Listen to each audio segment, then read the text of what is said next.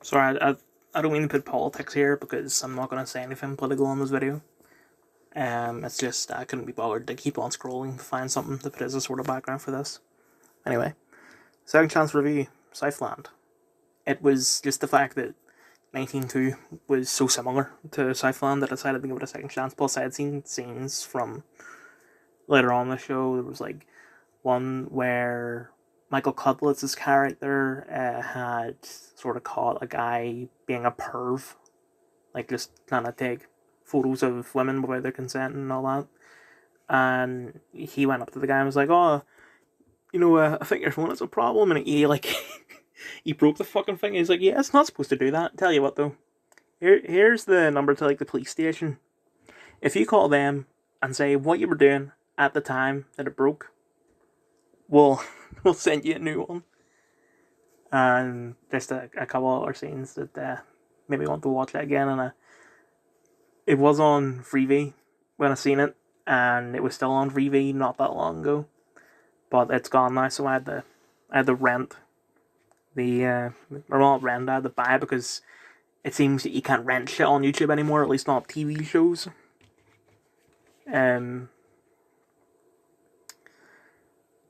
But I had to buy the second episode, and it was okay.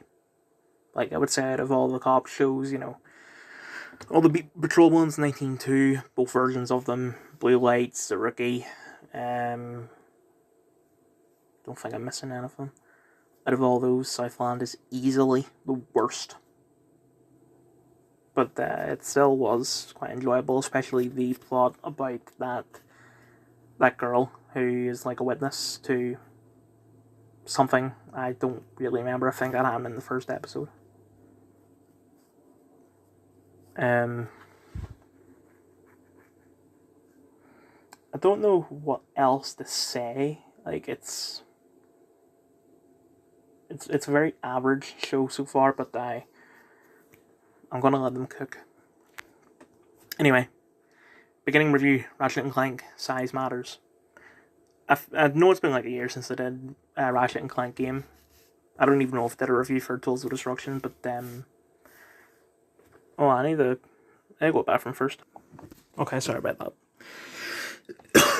The reason why it's been a year is because I decided on Tools of Destruction first because it was the cheapest. Everything else was like £15 at least.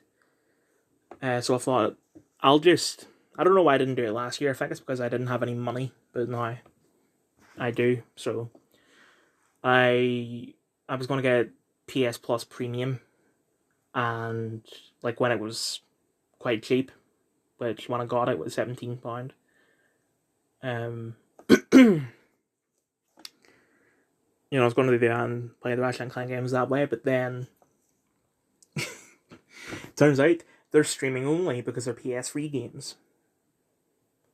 I don't get why with the PS1 and PS2 games they put them on as PS4 and PS5 games, but with the PS3 games they don't do that. You either have to hope that they make a remake of the game or stream it, and I can't stream it because my internet is just not good enough. It's a fucking miracle that I'm able to do most of the shit that I do.